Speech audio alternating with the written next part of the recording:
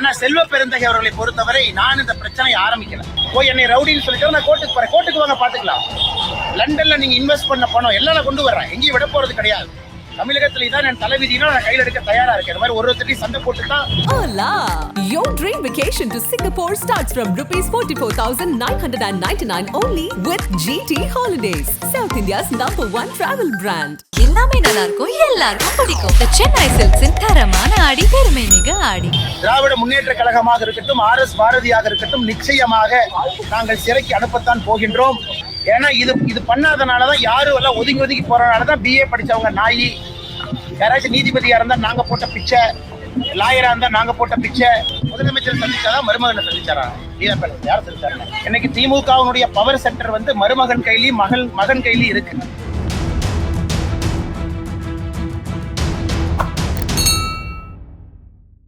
பத்திரிகை நண்பர்களுக்கு எங்களுடைய காலை வணக்கத்தை தெரிவித்துக் கொள்கின்றோம்.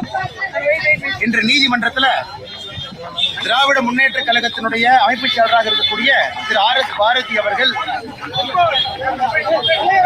ஜூன் மாதம் 23ஆம் தேதி நம்முடைய கள்ளக்குறிச்சியில இல்லீகல் ஊச் டிராஜடி, விஷச்சாராயம், கள்ளச்சாராயம் இதையெல்லாம் அருந்தி கிட்டத்தட்ட 65 பேர் எனக்கு இறந்திருக்கிறாங்க. 23/6/2024 RS பாரதி அவர்கள் ஒரு பத்திரிகையாளர் சந்திப்பில் என்ன சொன்னாங்கன்னா, இதற்கு காரணம் அண்ணாமலை, அதாவது நான், அண்ணாமலையினுடைய கான்ஸ்பிரசி, அதாவது கூட்டுச்சதி, சதி செய்து எங்கேயோ ஒரு இடத்துல இருந்து கள்ளச்சாராயத்தை கொண்டு வந்து அதை கள்ளக்குறிச்சியில் நம்ம கொடுத்துருக்கோம், அதனால மக்கள் இறந்துட்டாங்க அப்படின்னு அமைப்பு செயலாளர் திரு RS பாரதி அவர்கள் சொன்னாங்க. அவர்கள் சொன்னது எனக்கு பெரிய ஒரு துக்கத்தை உண்டாக்கி இருக்கிறது. காரணம், தமிழகத்திலே ஒரு அரசியல் மாற்றம் வர வேண்டும் என்பதற்காக நாம் போராடி கொண்டிருக்கின்றோம். அரசியலுக்கு வந்து 3 ஆண்டு காலமாக யாரு மேலேயும் கூட இதுவரைக்கும் ஒரு டிஃபமேஷன் கேஸ் கொடுக்கல. எத்தனையோ பொய்ய பேசியிருக்கிறாங்க, எத்தனையோ அவதூறு பேசியிருக்கிறாங்க. எப்பொழுதும் கூட டிஃபமேஷன் கேஸ் கொடுக்காம 3 ஆண்டுகள் கழித்து எதற்கு கொடுக்க வேண்டும் என்றால், RS பாரதி அவருடைய பேச்சு எல்லையெல்லாம் தாண்டி சென்று விட்டது. எல்லையெல்லாம் தாண்டி ஒரு மனிதன், ஒரு சீனியராக இருக்கக்கூடிய ஒரு மனிதன், 80 வயசுக்கு மேல கிட்டத்தட்ட 60 ஆண்டு காலம் அரசியலை பார்த்திருக்கக்கூடிய RS பாரதி அவர்கள் திராவிட முன்னேற்ற கழகத்தினுடைய காலம் முடிந்து விட்டது என்பதை முழுமையாக தெரிந்த பிறகு அவருடைய வாயில அந்த அவதூறு பேச்சுக்களும் பொய் பேச்சுக்களும் அதிகமா வர ஆரம்பிச்சிருக்கு.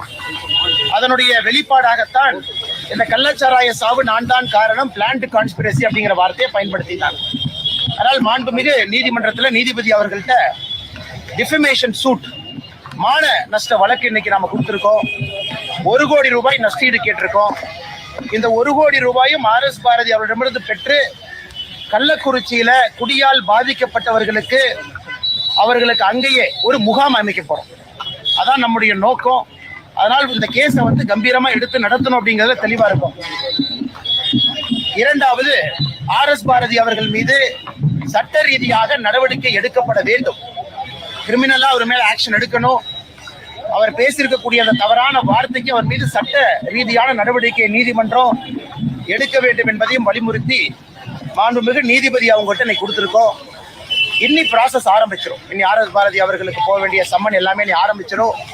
ஆனா இந்த கேஸை கடைசி வரை எடுத்துட்டு போய் இதிலே RS பாரதி அவர்களுக்கும் திராவிட முன்னேற்ற கழகத்துக்கு வேணா, இத்தனை காலமா தமிழ்நாட்டுல யாராவது பேசுறாங்கன்னா திட்டி பேசி அரசியல் பண்ணிட்டு இருக்காங்க. பயந்து போய் சாமானிய மக்கள் திமுகவை யாரும் எதிர்ப்பது கிடையாது. நமக்கு எதுக்கு வம்புன்னு ஒதுங்கி போயிடுவாங்க.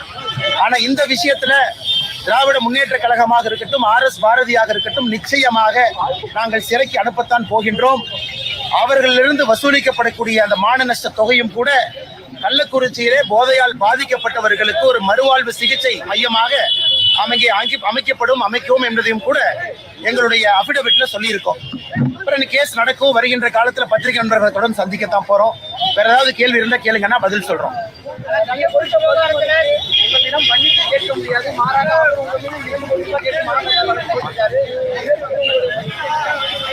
அண்ணா RS பாரதி என்னை பத்தி என்ன சொன்னாருன்னா, 2 ஆண்டுகளுக்கு முன்னாடி சின்ன பையன் அப்படின்னாரு. அவர் வந்து யாரையோ பெரிய பெரிய தலைவர்கள் எல்லாம் சிறைக்கு அனுப்பிச்சிருக்கேன், அவர் கையில வந்து ஜாதக ரேகை பக்காவா இருக்கு, அது இந்த முறை பாத்திரலானே. இந்த சின்ன பையன் திமுகவுக்கும் RS பாரதிக்கும் இந்த கேஸை வச்சு என்ன செய்யறான்னு பாத்திரலாம். இதே சின்ன பையன் RS பாரதி அவருடைய ராசியான கைரேகை என்ன பண்றாருன்னு பாருங்கண்ணா. ஆனால் இந்த கேஸை பொறுத்த வரைக்கும் நிச்சயமாக இந்த லாஜிக்கல் இதுக்கு எடுத்துட்டு போறோம்.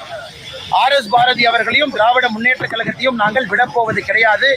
we will take it to the logical end.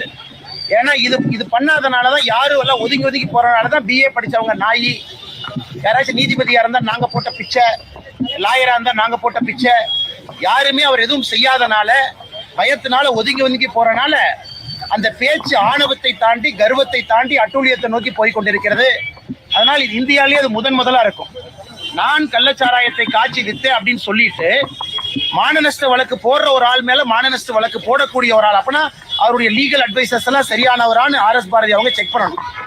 இந்த கேஸை பொறுத்தவரை எங்களுடைய மூத்த வழக்கறிஞர்கள் இருக்கிறாங்க. ஒரு பக்கம் இந்த கேஸ் கொடுத்திருக்கக்கூடிய என் சார்பாக வாதாடக்கூடிய பால் கனகராஜன் கூட இருக்கிறாங்க. இன்னொரு பக்கம் பாரதிய ஜனதா கட்சியினுடைய மாநில வழக்கறிஞர் பிரிவினுடைய தலைவராக இருக்கக்கூடிய அண்ணன் வழங்காமுடி அவர்கள் என்னோட எல்லா வழக்கறிஞர்கள் தோழல் இருக்கிறாங்க. அவங்க இதை பார்த்துக்குவாங்க. we will take it to the logical conclusion. ஐயா கொஞ்சம் சத்தமா சொல்லுங்க ஐயா.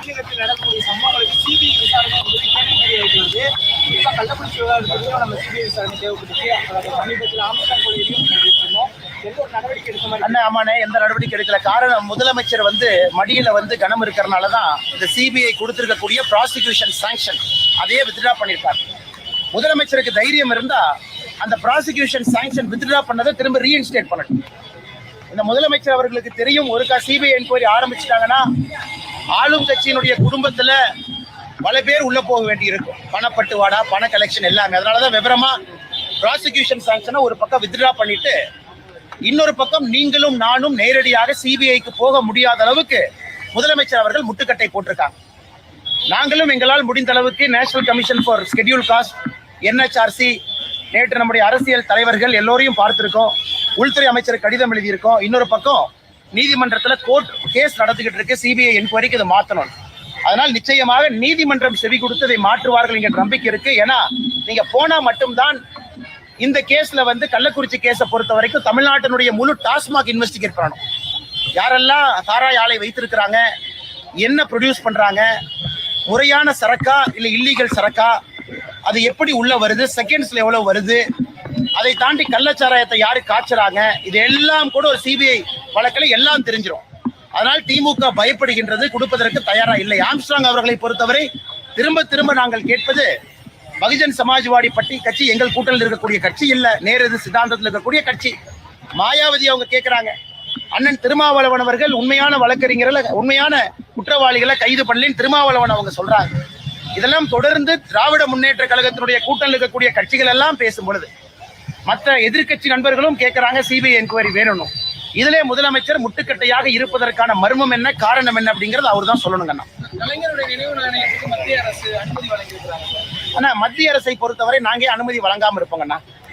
நாங்க எல்லாத்துக்கும் அனுமதி கொடுக்கத்தான் போறோம். மத்திய அரசை பொறுத்தவரை யாரையுமே இவங்க சொல்றது போல தமிழ்நாட்டினுடைய வளர்ச்சிக்கோ எங்கேயும் தடையாக இருந்ததில்லை. அதே போல முறைப்படி தமிழக அரசு ஒரு விஷயம் கேட்கறாங்கன்னா கூட அதற்கும் தடையாக மத்திய அரசு எங்கேயும் இருந்ததில்லை. மத்திய அரசு எங்கே இருந்திருக்காங்கன்னா, ஆனா இவங்க கலைஞர் உணவகத்துக்கு பர்மிஷன் வாங்கிக்குவாங்க. வாங்கிட்டு 2 நாள் கழிச்சு மத்திய அரசு தமிழகத்திற்கு விரோதம் பண்ணுது, எங்களுக்கு எதுவுமே பர்மிஷன் கொடுக்க மாட்டாங்க அப்படின்னு கதை விடுவாங்க. அதான் திமுகவினுடைய போலி முகத்திரை. மத்திய அரசை பொறுத்தவரை எங்கேயும் தமிழக அரசு எடுத்திருக்கக்கூடிய முடிவுகளுக்கு நேர் எதிராக எங்கேயும் இல்லை, எல்லா இடத்துலயும் சப்போர்ட் பண்ணிட்டு தான் இருக்காங்க. இவர்கள் ஊழல் செஞ்சு தமிழகம் வளராமல் இருப்பதுக்கு நாம என்ன பண்றதுங்கண்ணா? ஏங்கண்ணா சரிங்கண்ணா.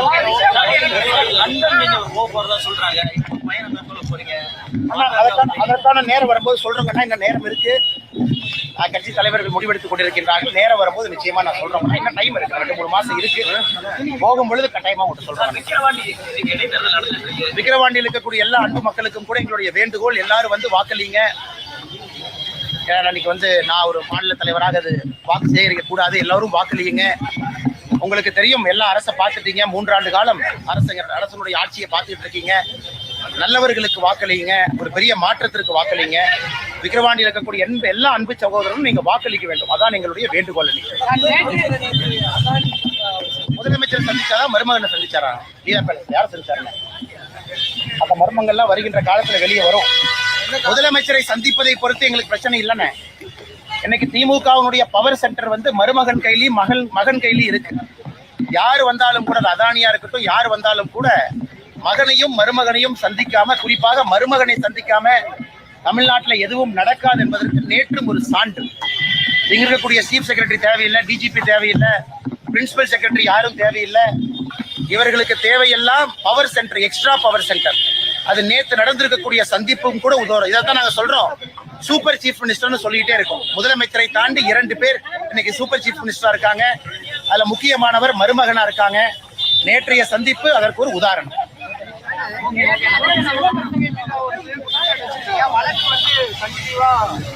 ஆனா செல்வ பெருந்தகை அவர்களை பொறுத்தவரை நான் இந்த பிரச்சனையை ஆரம்பிக்கல. செல்வ பெருந்தகை அவர்கள் 2 நாட்களுக்கு முன்பு பத்திரிகை நண்பர்களை பார்த்து பிஜேபியில ரவுடி சேர்றாங்க. அப்ப செல்வ பெருந்தகை அவர்களுடைய வரலாறை சொல்ல வேண்டிய கட்டாயம் எனக்கு இருக்கு. இந்தியால காங்கிரஸ் கட்சியை பாருங்க, 1885 ஆரம்பிச்ச கட்சி. எங்கேயாச்சும் ஒரு இடத்துல குண்டாஸ் ஆக்ட்ல கைது செய்யப்பட்டு சிறையிலிருந்து வெளியே வந்த ஒருவர் காங்கிரஸ் கட்சியினுடைய மாநில தலைவராக இருக்கிறாருன்னு இந்தியா முழுவதும் பாருங்க, தமிழ்நாட்டில் மட்டும்தான். ஆடிட்டர் பாண்டியனுடைய கொலை வழக்கு எல்லோருக்குமே தெரியும். அங்க செல்வ பெருந்தகை அவர்களை கைது செய்ய போகும் பொழுது குதிச்சு காலை உடைச்சுக்கிட்டது எல்லாத்துக்கும் தெரியும். இன்னைக்கு பசுந்தோல் போத்திய புலியாக நான் காந்தி வழியில வந்தேன், நான் நல்லவன் சொல்லும் பொழுது வேறு வழி இல்லாமல் எல்லா கேஸையும் வெளியிட வேண்டிய காரணம், நிர்பந்தம். இன்னொரு பக்கம் இது RSS போட்ட வழக்கு பாருங்க. அவர் மீது குண்டாஸ் ஆக்ட் சட்டம் போட்டது மாண்புமிகு புரட்சி தலைவி அம்மா செல்வி ஜெயலலிதா அவர்களுடைய ஆட்சி காலத்துல இங்கே குண்டாஸ் ஆக்டுடைய சட்டம் இங்கே போடப்பட்டது. ஆனா இன்னைக்கு எவ்வளவு சூப்பரா சொல்றாங்கன்னா, இதுக்கு RSS காரணமா, மத்திய அரசு காரணமா, ஒரு CBI கேஸ் இருக்கு, prevention of money laundering act case இருக்கு, 307 இருக்கு. இதை போன்ற பல வழக்குகள். குண்டா சட்டத்தில் உள்ள போனவங்க, நான் சொல்வது நேர்மையா பேசுறேன். நீங்க பாரதிய ஜனதா கட்சியில ரவுடிகள் சேர்றாங்கன்னு நீங்க சொன்னதற்காக செல்வ பெருந்தகை எப்படிப்பட்ட மனிதர் என்று சொல்ல வேண்டிய கட்டாயம் இருக்கு. இல்லைன்னு சொல்றாரு, போய் என்னை ரவுடின்னு சொல்லிட்டு நான் கோர்ட்டுக்கு போறேன். கோர்ட்டுக்கு வாங்க, பாத்துக்கலாம். லண்டன்ல நீங்க இன்வெஸ்ட் பண்ண பணம் எல்லாம் நான் கொண்டு வர்றேன், எங்கேயும் விட போறது கிடையாது. தமிழகத்துல இதான் என் தலைவிதினா நான் கையில் எடுக்க தயாரா இருக்கேன். இந்த மாதிரி ஒருத்தரையும் சண்டை போட்டு தான் தமிழகத்தினுடைய அரசியல் திருந்தும் என்றால் என்னை அர்ப்பணிப்பதற்கு தயாராக இருக்கின்றேன். ஆனால் செல்வ பெருந்தகை அவர்கள் கோர்ட்டுக்கு போகும்பொழுது இன்னும் பல விஷயம். ரிசர்வ் பேங்க் ஆஃப் இந்தியால கடைநடை ஊழியனாக இருந்த செல்வ பெருந்தகை அவர்கள் இன்னைக்கு லண்டன்ல என்னெல்லாம் வாங்கியிருக்காங்க, அவருடைய மனைவி பேர்ல என்ன இருக்கு, எவ்வளவு பெருந்தொகை கைமாறி இருக்கு, ஆடிட்டர் பாண்டியன் அவர்கள் வழக்கில் எதற்காக கொலை செய்யப்பட்டார், எதற்காக அவங்க மாத்தி கோர்ட்ல மாத்தி சொன்னாங்க, அது எல்லாத்தையும் நம்ம பேசுவோம். தமிழக மக்கள் இதை தெரிஞ்சுக்கணும். ஒரு மாநில கட்சி, காங்கிரஸ் கட்சி, மாநில தலைவர், தேசிய கட்சியினுடைய மாநில தலைவர் காங்கிரஸ் கட்சி, அதனுடைய தலைவர் எப்படி இருக்காங்க தமிழக மக்களுக்கு தெரியணும். மாநில கட்சிகளுடைய தலைவர்கள் எப்படி இருக்காங்க மக்களுக்கு தெரியணும். அதுக்கு பொறுத்து தான் மக்கள் ஓட்டு போடணும். அதனால் என் மீது என்ன சொன்னாலும் சரி, இது போன்ற எத்தனை வழக்குகள் வந்தாலும் சரி, நான் தெளிவாக இருக்கின்றேன். இது போன்ற மனிதர்களை வெட்ட வெளிச்சமாக மக்களிடம் படம் பிடித்து காட்ட வேண்டும் என்பதில் தெள்ள தெளிவா இருக்கும். என்ன வந்தாலும் பாத்துக்கலாம். நன்றி. Hola!